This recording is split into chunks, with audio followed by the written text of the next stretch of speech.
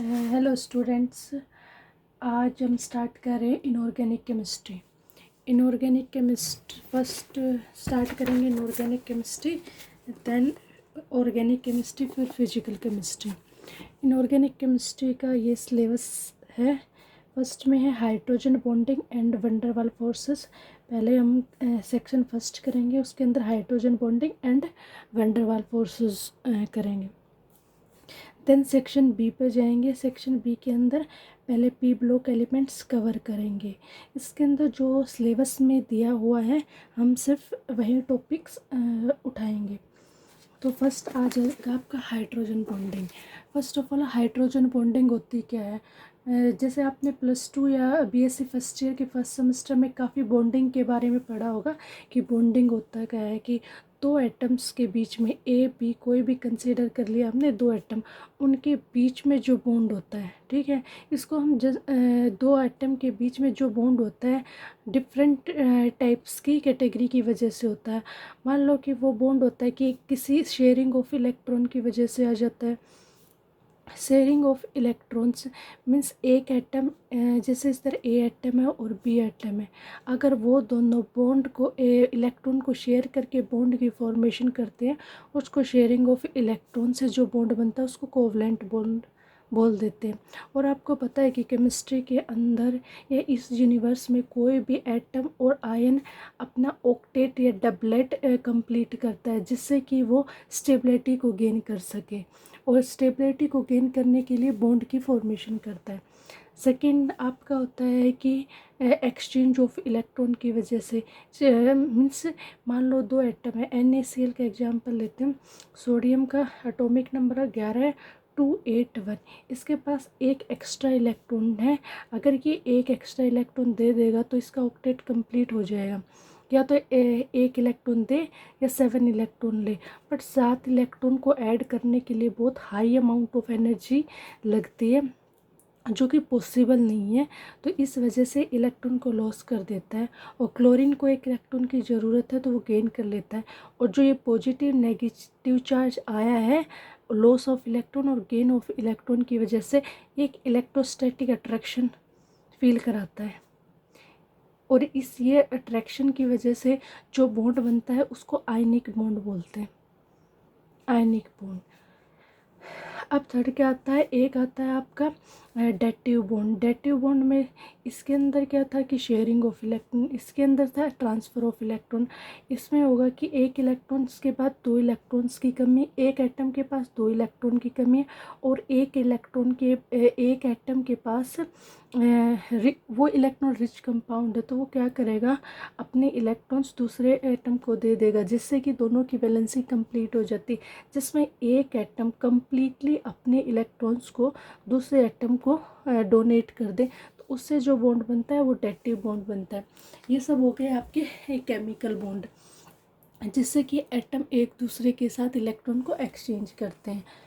तो अब बात आती है आपकी अब हाइड्रोजन बॉन्डिंग। हाइड्रोजन बॉन्डिंग क्या होती है?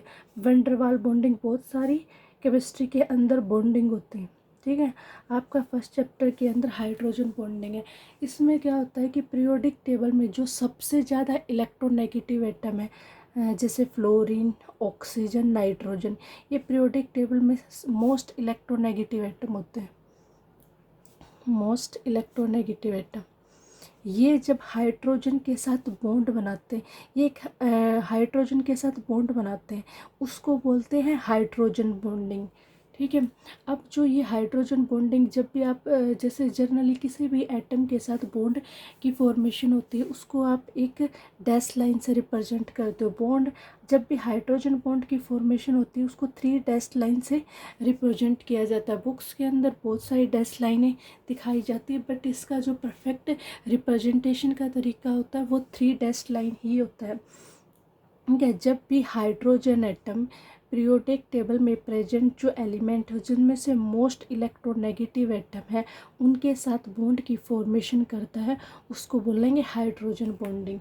ये इंटरमोलिक्यूल भी हो सकती है और इंट्रामोलिक्यूल।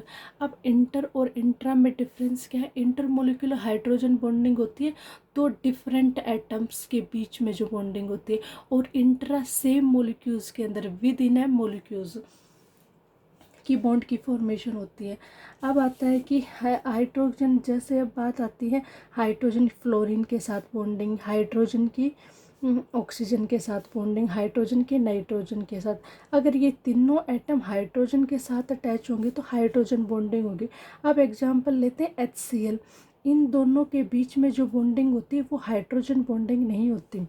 इसके जैसे हाइड्रोजन है, हाइड्रोजन के पास 1 इलेक्ट्रॉन, क्लोरीन के पास 17 2 8 7, तो 1 इलेक्ट्रॉन मीन्स स्लाइटली अट्रैक्शन होता है इनके अंदर इलेक्ट्रॉन का। तो जो ये बॉन्डिंग आती है, ये इस बॉन्डिंग को आप, इसके अंदर क्या होता है कि वो कोवलेंट बॉन्डिंग भी होती है, और उसके अंदर due to electronegativity difference of hydrogen and chlorine तो कुछ परसेंटेज आयनिक कैरेक्टर भी आ जाता है।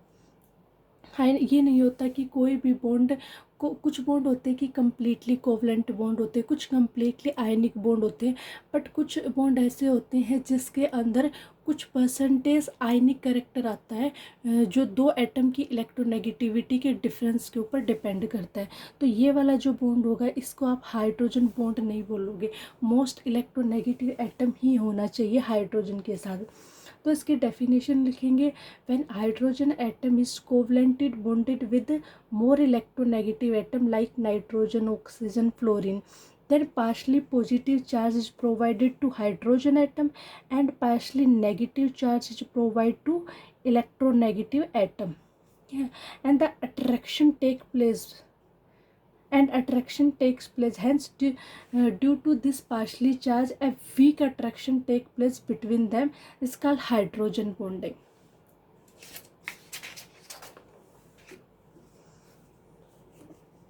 हाइड्रोजन बॉन्डिंग फॉर अब हम करेंगे, जैसे फ्लोरीन की बॉन्डिंग है, एक मैंने बोला था इंटरमोलिक्यूल्स और एक इंट्रामोलिक्यूल्स हाइड्रोजन बॉन्डिंग। ओके, अब जैसे दो मोलिक्यूल्स लेंगे हम, 2-3 मोलिक्यूल्स लेते हैं हाइड्रोजन और फ्लोराइड के। इधर फ्लोराइड है, lone pair of electron with slightly negative charge, ये स्लाइटली पॉजिटिव चार्ज, ठीक है। ये एक HF मोलिक्यूल्स ले लिया हमने, ठीक है, और यहाँ पे एक दूसरा HF मोलिक्यूल्स या फ्लोरीन या hydrogen, slightly positive charge, slightly negative charge. अब क्या होता है कि अगर हम बोले हाइड्रोजन और फ्लोरीन का ये वाला बॉन्ड, ये तो कोवलेंट बॉन्ड का ही काम करेगा, ये तो कोवलेंट बॉन्ड है।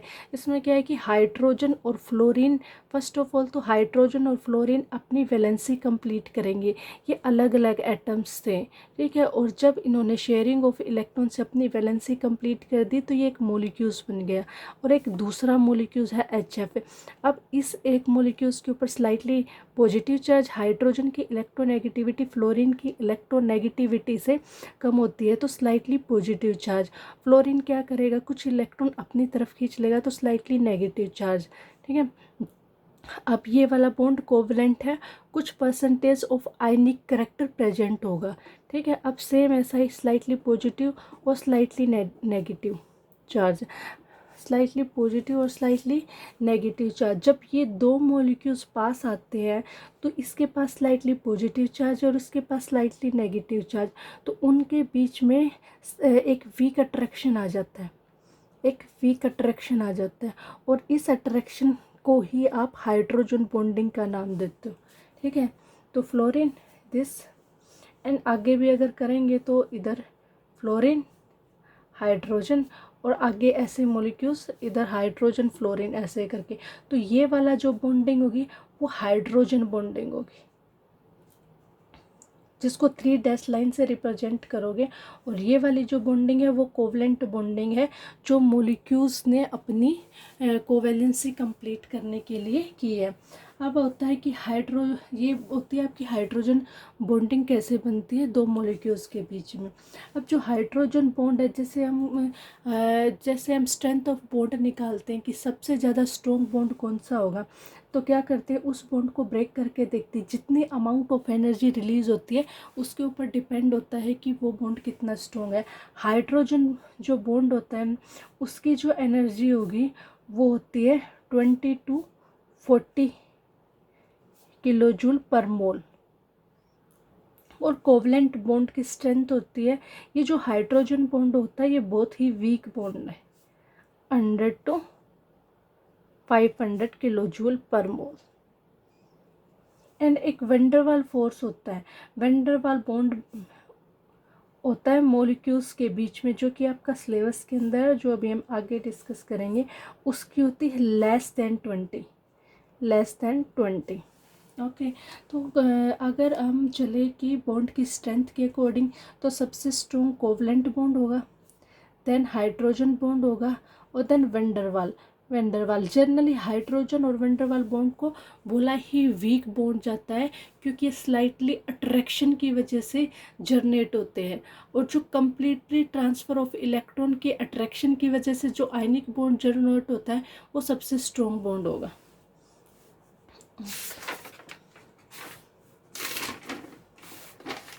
अब आता है कि एग्जाम्पल, जब भी एग्ज़ाम के अंदर क्वेश्चन किया जाता है तो थ्योरी के साथ सबसे ज़्यादा ज़रूरी बात होती है कि आप एग्जाम्पल्स बहुत सारे लेके चलें। जैसे अभी हमें हाइड्रोजन की बॉन्डिंग दिखाई है फ्लोरीन के साथ, ठीक है। अब हम दिखाएंगे हाइड्रोजन वाटर मॉलिक्यूल्स की बॉन्डिंग, ठीक है। अब इधर है जैसे वाटर H2O, ऑक्सीजन, इधर hydrogen, two lone pair of electron.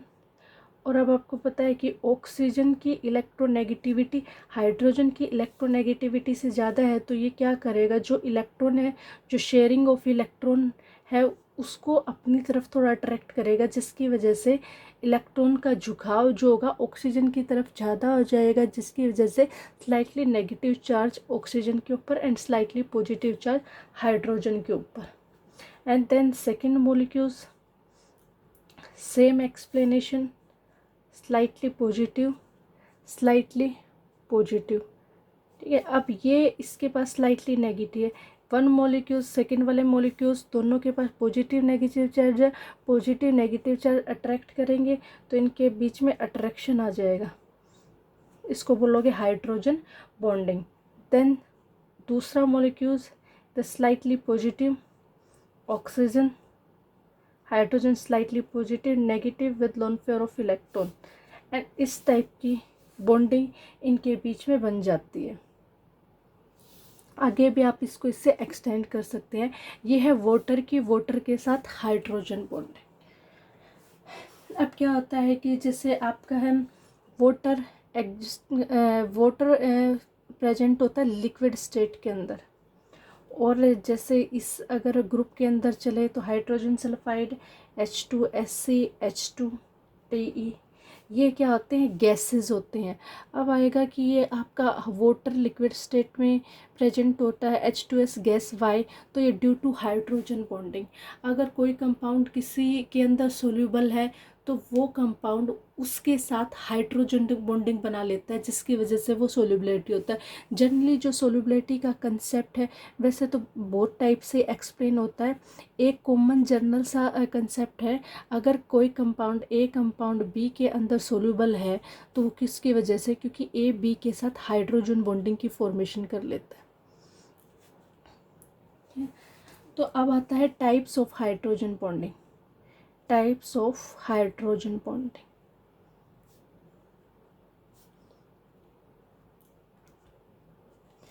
इसके अंदर आपकी दो टाइप्स की हाइड्रोजन बॉन्डिंग है, एक है इंटरमोलिकुलर हाइड्रोजन बॉन्डिंग,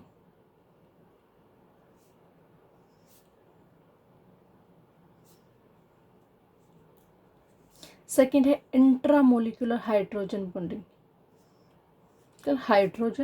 बॉन्डिंग। पहले हम एक्सप्लेन करेंगे इंटरमोलिकुलर हाइड्रोजन बॉन्डिंग क्या होती है। Intermolecular hydrogen bond is formed between two different molecules of the within two different molecules. ठीक है, कोई भी सब्सटेंस है दो डिफरेंट, हाँ एक सेकेंड, वो जो मोलिक्यूल्स होंगे वो मे बी डिफरेंट भी हो सकते हैं और सेम भी हो सकते हैं, बट मोलिक्यूल्स डिफरेंट होने चाहिए। जैसे मान लो ए और दूसरा ए है, इन दोनों के बीच में हाइड्रोजन बॉन्ड हो, ए या बी के बीच में हाइड्रोजन बॉन्ड हो। ठीक है, फॉर एग्जांपल जैसे लेती हूँ हाइड्रोजन फ्लोराइड का जो हमने पहले लिया था, अब इसके एक मोलिक्यूल हाइड्रोजन फ्लोराइड का ये, दूसरा ये। ठीक है, अब इनके बीच में जो बॉन्ड बनी है उसको बोलेंगे हाइड्रोजन बॉन्ड। ठीक है, तो intermolecular hydrogen bonding is form between two different molecules of the same और डिफरेंट सब्सटेंसेस। अब और एग्जांपल लेते हैं हम। ये था सेम मोलिक्यूल्स, एक हाइड्रोजन फ्लोराइड, सेकंड वाला भी हाइड्रोजन फ्लोराइड। अब सेकंड एग्जांपल लेंगे हम, hydrogen bond between two carboxylic acid. Carboxylic acid आपको पता फॉर्मूला से, बॉन्ड OH। ठीक है, एक कार्बोक्सिलिक एसिड, सेकेंड वाला आर सीड, इनके बीच में आपको हाइड्रोजन बॉन्डिंग दिखानी है, तो R C double bond OH ऐसे लिख लेते हैं। इधर आपका CrO, इधर H, इधर डबल बॉन्ड O, और ये इलेक्ट्रोनेगेटिव एटम हाइड्रोजन बॉन्डिंग की दो ही रिक्वायरमेंट है, हाइड्रोजन के साथ मोस्ट इलेक्ट्रोनेगेटिव एटम जो आपके पीरियोडिक टेबल में है, तो उनके बीच में अट्रैक्शन, तो ये बन गया है डाइमर। तो दो कार्बोक्सिलिक एसिड के बीच में हाइड्रोजन बॉन्डिंग शो होगी। अब सेकेंड हम लेते हैं कि थर्ड एग्जाम्पल, मिथाइल एल्कोहल और अमोनिया NH3। ठीक है, अब क्या होगा, CH3OH, वहीं सेम नाइट्रोजन हाइड्रोजन, इन दोनों के बीच में अट्रैक्शन, और ये बन गई है हाइड्रोजन बॉन्डिंग। अब एक और एग्जांपल लेते हैं, क्लोरोफॉर्म प्लस में एसीटोन, जो कि आपका बुक के अंदर है। क्लोरोफॉर्म का फार्मूला होगा आपका CCl3 HCCl3 प्लस में एसीटोन कीटोन डबल बॉन्ड हो CH3 इन दोनों के बीच में बॉन्ड की फॉर्मेशन आपको पता है हाइड्रोजन बॉन्ड, इसका हाइड्रोजन बॉन्ड का अट्रैक्शन बनेगा इसके ऑक्सीजन के साथ, और ये आपका हो जाएगा है हाइड्रोजन बॉन्ड 1 2 3। ये अब बोलेंगे कि हम क्लोरोफॉर्म के अंदर एसीटोन सोल्यूबल क्यों है, क्योंकि क्लोरोफॉर्म का हाइड्रोजन एसीटोन के ऑक्सीजन के साथ हाइड्रोजन बॉन्डिंग की फॉर्मेशन कर लेते हैं।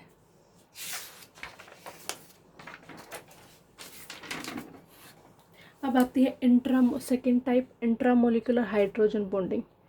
इंट्रामोलिकुलर हाइड्रोजन बॉन्डिंग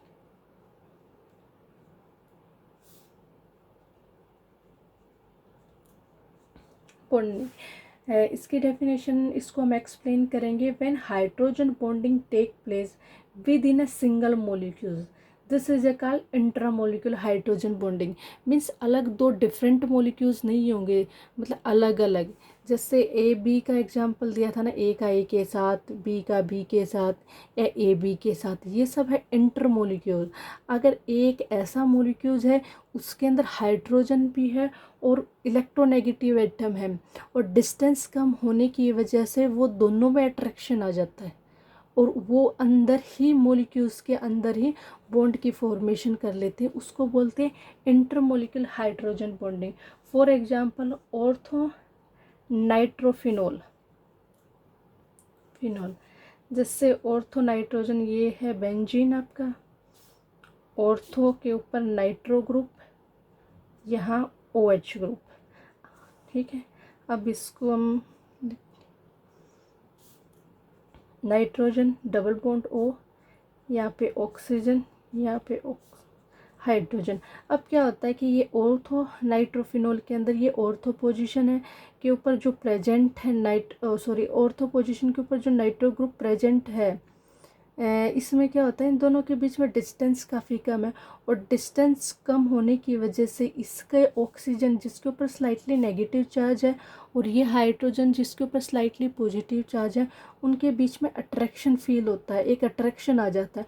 उस अट्रैक्शन, एक वीक अट्रैक्शन आ जाता है, उस वीक अट्रैक्शन की वजह से हाइड्रोजन बॉन्डिंग की फॉर्मेशन हो जाती है।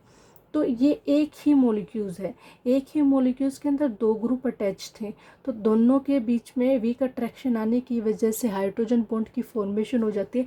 उसको बोलते हैं intra molecular hydrogen bonding.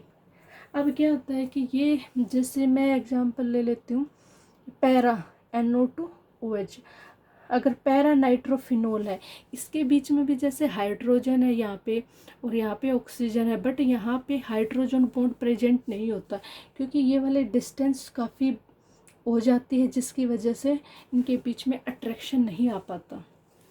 Second example लेती हूँ, और तो हाइड्रोक्सी बेंजल्डिहाइड, बेंजल्डिहाइड